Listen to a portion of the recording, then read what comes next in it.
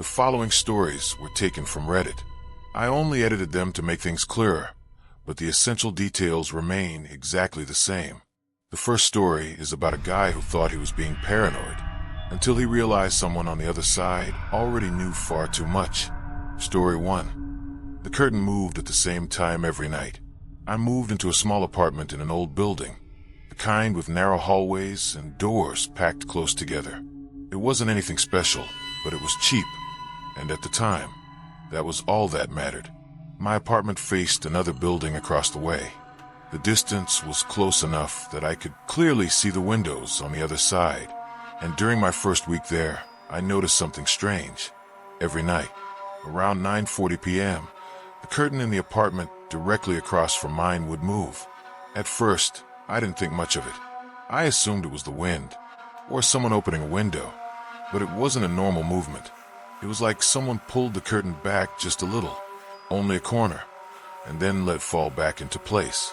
The weird part was the timing. It was always the same. I have a very fixed routine.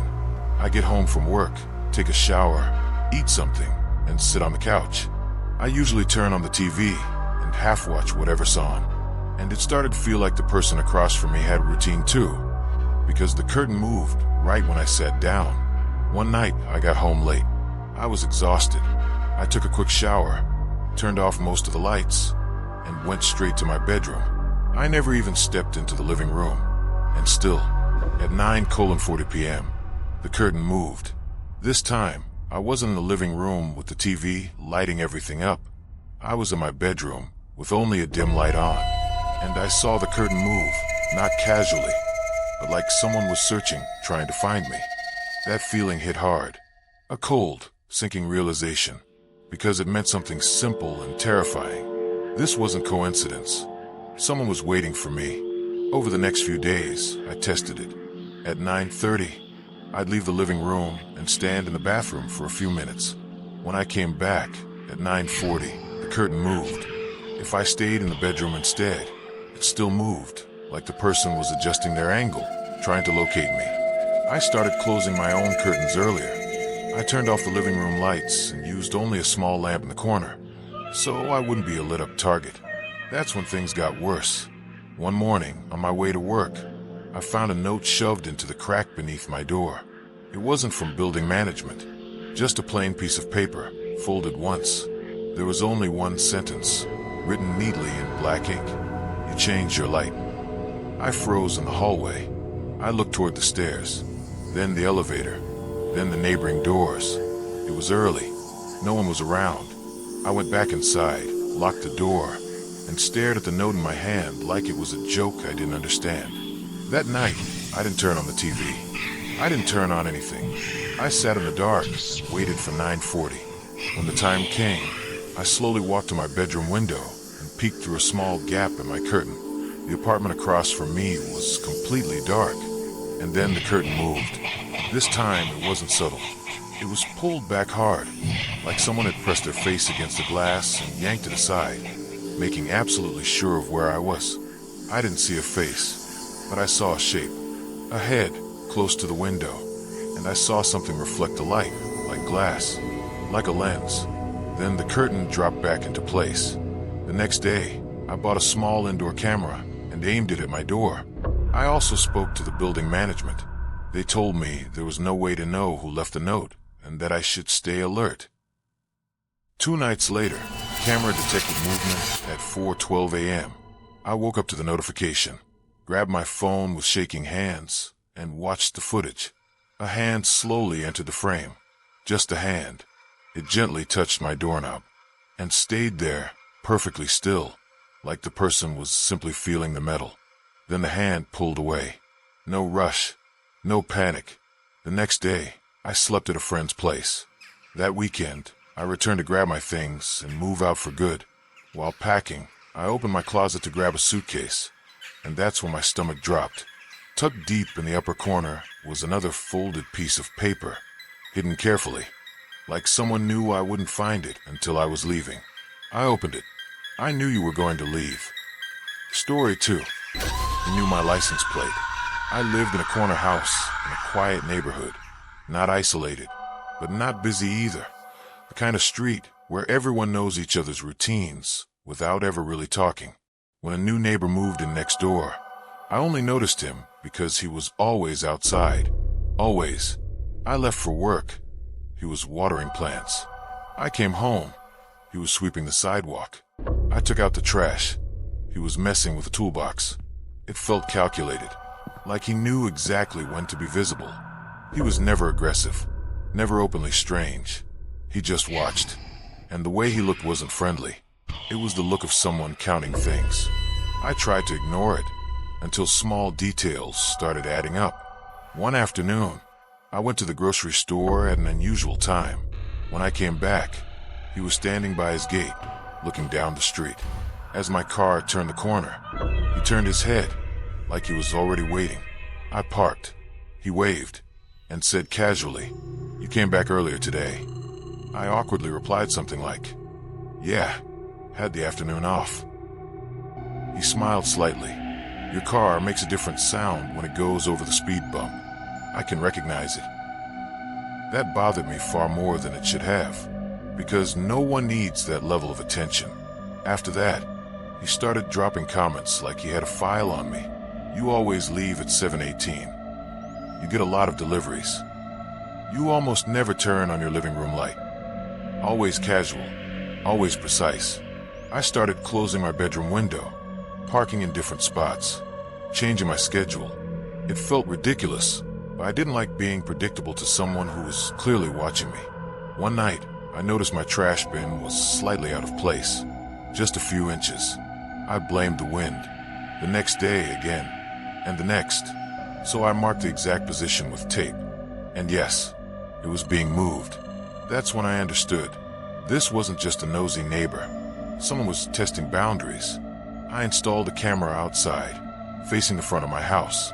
The first week, nothing. The second week, at 2:03 a.m., the camera picked up movement. It was him.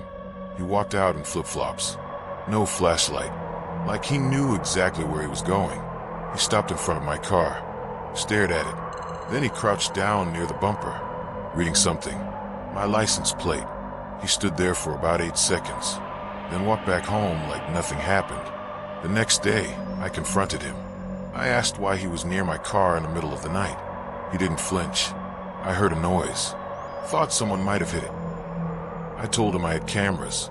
I told him I saw him reading my plate. His expression didn't change. His voice just dropped slightly. I like knowing who's around me. I told him that was invasive and that I didn't want him on my property again. He smiled briefly. "You're only nervous because you noticed." After that, I started hearing footsteps outside at odd hours. Not every night, just enough to make me question if it was real. One night, I woke up with that heavy feeling, like someone was watching. I slowly walked to the living room window. The street was dark, no cars, but he was there, standing on the sidewalk, staring at my house, not moving. I froze behind the curtain, barely breathing. After a few seconds, he turned and walked away. The next morning, there was a note tucked under my windshield wiper. One sentence: "I'm trying to understand you." I sold the house months later, and even now, when I park my car, I check my license plate in the reflection of the glass, like someone else might be reading it with me. Story 3. He lived with his window open. I lived in a low-rise apartment complex with a shared courtyard.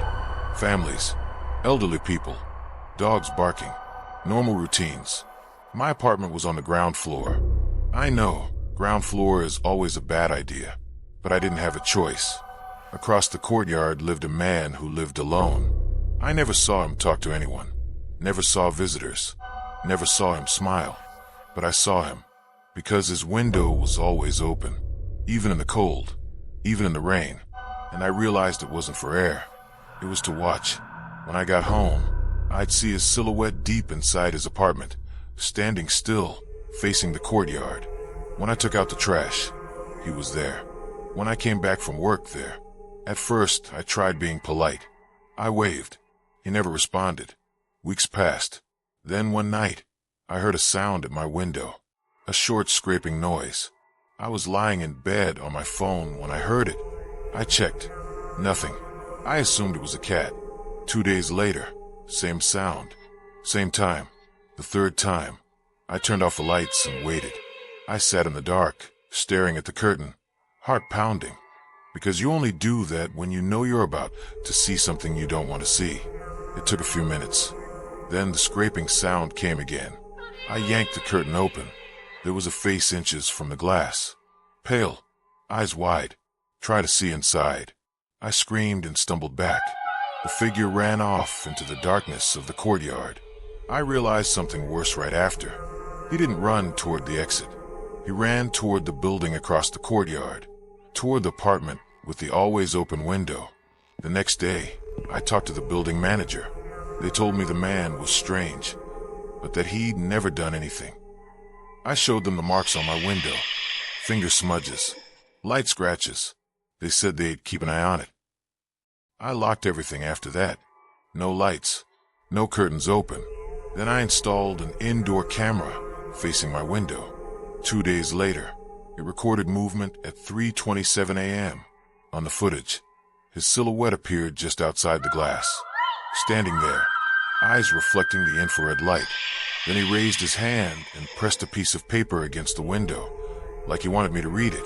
The camera couldn't capture the words, but I understood the message. That night, I looked through a small gap in my curtain toward his apartment. The window was open, and he was sitting inside in the dark, staring directly at my place, like he knew I'd look. The next morning, there was a note under my door. Same thin, almost childlike handwriting. You have a camera. I froze. I hadn't told anyone except the manager. The camera was inside. The only way he could know was if he had been watching. That afternoon, I came home early and saw movement in the courtyard. He was standing near my building, not looking at my window, looking at my door, like he was waiting for me. When he turned and looked straight at me, I swear he was smiling. I went straight to the police. Nothing happened quickly. They told me to reinforce security, change locks, avoid contact. I moved out that week. On the last day, carrying my final box, I looked one last time at his apartment.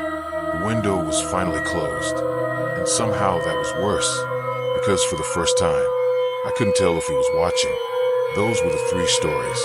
If you have a real scary story that happened to you and want to share it, write it with as much detail as possible. Try to be clear about when and where it happened. The more specific it is, the easier it is to understand what was really going on.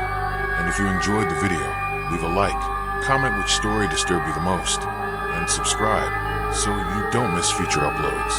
There's always a new story here to make you think twice before looking out the window at night.